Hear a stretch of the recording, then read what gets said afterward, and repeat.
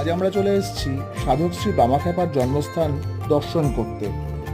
1837 সালে বীরভূম জেলার রামপুরহাট সাব ডিভিশনের আটলা গ্রামে জন্মগ্রহণ করেন তারাপীঠ মন্দিরের জনপ্রিয়তার প্রধান কাণ্ডারি শ্রী বামাখ্যাপা।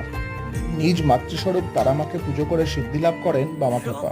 আজও তারাপীঠ মন্দিরে প্রথমে ভোগ নিবেদন করা হয় শ্রী বামাখ্যাপাকে, তারপর তারামাকে। শ্রী রামকৃষ্ণদেবের সমসাময়িক এই সাধক আটলা গ্রামে জন্মগ্রহণ করলেও তার সঠিক জন্মস্থানটি নিয়ে আছে মতান্তর ও বিতর্ক। তারাপীঠ থেকে 3 কিলোমিটার দূরে অবস্থিত আটলা গ্রামে এসে দেখলাম মোট 3 জায়গায় দাবি করা হচ্ছে যে সেটি আসল জন্মস্থান।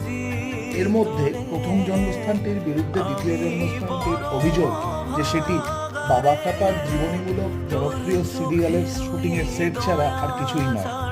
বিতর্ক ও মতান্তরকে সরিয়ে রেখে এক মনে শ্রদ্ধা জানালাম আর আমার এই একনিষ্ঠ ভক্তের উদ্দেশ্যে।